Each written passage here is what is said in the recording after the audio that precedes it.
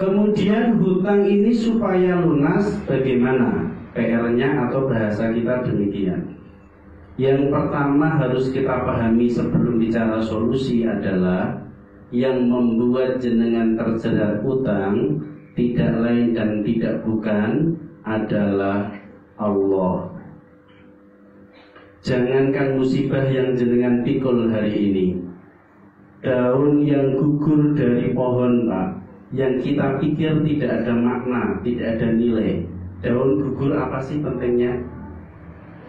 Daun yang gugur dari pohon tidak akan bisa gugur tanpa seizin dari Allah. Apalagi musibah yang jenengan terima, jenengan itu sangat penting bagi Allah.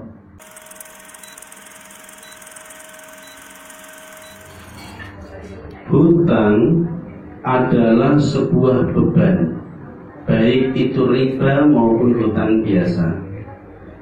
Hutang membuat banyak di antara kita kehilangan kemerdekaan. Banyak di antara kita gara-gara hutang menjadi budak. Waktunya habis, tenaganya habis, semua dikorbankan. Bukan duit yang dia dapat, tapi malah utang yang banyak. Jadi budak kan? Ada undangan dari tetangga gak bisa hadir karena kerja.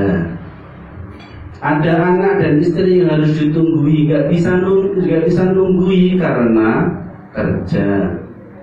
Pagi-pagi bangun pagi sekali karena kerja. Siang hari capek karena kerja. Malam hari gelisah karena pekerjaan.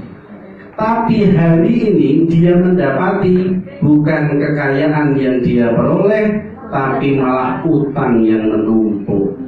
Apa artinya itu? Ada yang salah.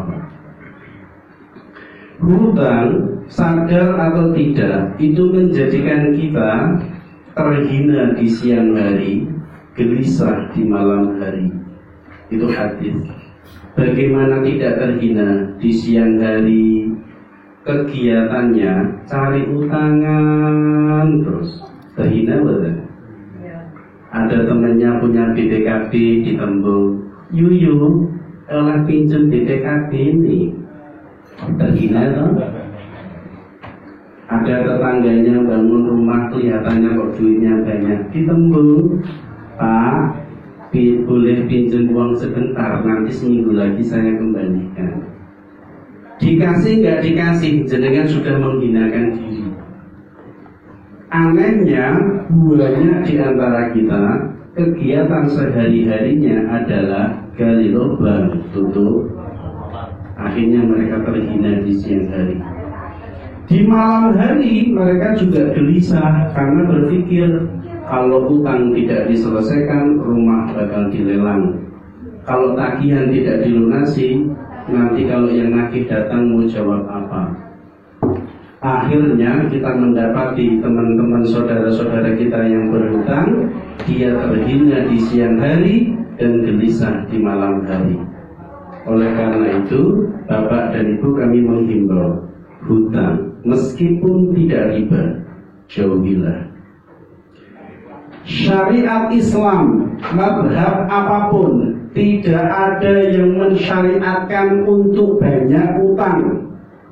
Saya ulangi, Islam, mazhab apapun dia,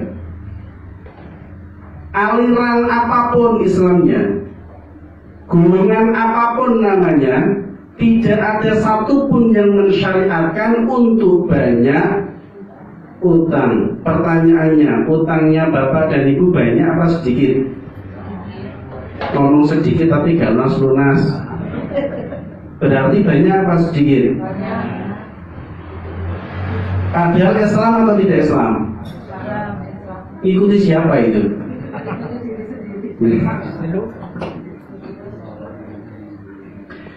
Sehingga kami merekomendasikan, Pak, kami mengajak, meskipun hutang itu mubah atau boleh, jauhilah. Apalagi riba, yang itu hukumnya haram. Yang jelas-jelas hanya hutang hukumnya mubah atau boleh, itu kita jauhi, apalagi riba. Yang aneh adalah ada lembaga keuangan syariatnya adalah syariah atau labelnya adalah syariah, tapi isinya menawarkan utang. Syariah apa itu? Syariah mazhab apa yang menawarkan utang? Seolah-olah Islam, syariat Islam adalah menawarkan utang. Kami khawatir kalau kemudian lembaga ini kemudian jaya dan Bapak Ibu terjerat utang semuanya. Kami pernah mendengar sebuah hadis, Bapak Ibu mungkin pernah mendengar, pernah membaca, bahwa orang yang mati dalam keadaan berhutang, meskipun mati dalam keadaan syahid, semua dosa diampuni kecuali itu yang syahid. Kira-kira kita Pak Bu matinya syahid apa mambu sangit? Wong sing syahid mawon masalah apalagi sing rada-rada mambu sangit.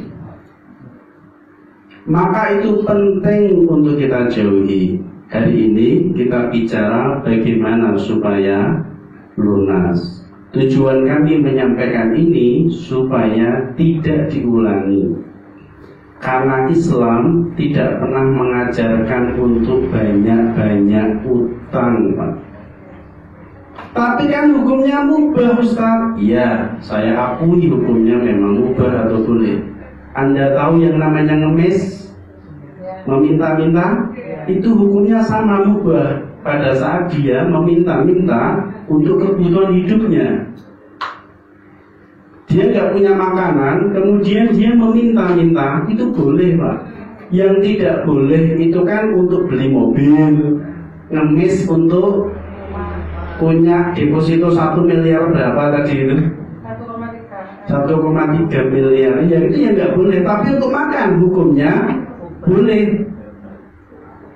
Tetapi meskipun ngemis hukumnya boleh atau mubah, bukan berarti kita disarankan jadi pengemis semua. Utang itu hukumnya mubah, tapi bukan berarti kita jadi terjerat utang semua. Mubah itu beda dengan sunnah. Tapi kan Rasulullah pernah utang, berarti sunnah. Oh, berarti kurang ngaji. Yang namanya sunnah dalam fikih itu berbeda sunnah dalam bahasa Arab. Dalam bahasa Arab, sunnah itu maknanya perilakunya Rasulullah. Tapi sunnah dalam bahasa fikih adalah sesuatu yang berpahala jika dikerjakan. Jika tidak dikerjakan, tidak ada dosa. Itu sunnah dalam bahasa fikih. Sunnah dalam Islam itu ada 3. Ada sunnah fi'liyah, sunnah qauliyah, ada sunnah taqririyah. Wis ben ngaji udah di PR. Apa wis mbuh. Kita fokus ke hutangnya, Pak. Kemudian hutang ini supaya lunas bagaimana? PR-nya atau bahasa kita demikian. Yang pertama harus kita pahami sebelum bicara solusi adalah yang membuat jenengan terjerat utang tidak lain dan tidak bukan adalah Allah. Jangankan musibah yang jenengan pikul hari ini, daun yang gugur dari pohon, Pak, yang kita pikir tidak ada makna, tidak ada nilai. Daun gugur apa sih pentingnya? Daun yang gugur dari pohon tidak akan bisa gugur tanpa seizin dari Allah. Apalagi musibah yang jenengan terima, jenengan itu sangat penting bagi Allah. Tahu nggak? Pohon, tumbuhan, hewan, langit, bumi, semua alam ini diciptakan untuk manusia. Dan Anda manusia atau kambing? Manusia kan? Betapa sayangnya Allah sama kita makhluk manusia ini. Kok bisa-bisanya Allah berikan musibah? Dan tidak mungkin itu lepas dari pengawasan Allah. Pasti itu atas izin Dia. Dan tahukah Bapak Ibu, dan saya yakin panjenengan tahu, hanya perlu disadarkan, yang membuat Allah memberikan musibah hanya satu sebab, yaitu dosa. Sehingga perlu dikupas dulu, kenapa Allah memberikan musibah kepada kita hari ini? Satu-satunya sebab karena kita berbuat dosa. Tanpa kita berbuat dosa, Allah tidak punya alasan untuk memberikan musibah. Dapat dipahami? Sehingga kesimpulannya, jika begitu, maka hari ini musibah apapun yang kita terima, kata kuncinya adalah jangan pernah menyalahkan siapapun. Jangan pernah menyalahkan siapapun dan jangan pernah menyalahkan keadaan apapun. Jangan pernah ada kalimat gara-gara corona.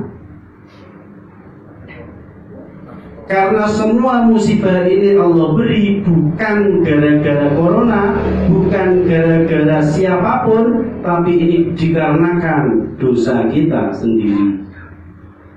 Allah taziru waziratu wizra ukhra, tidak ada manusia satupun yang memikul dosa orang lain.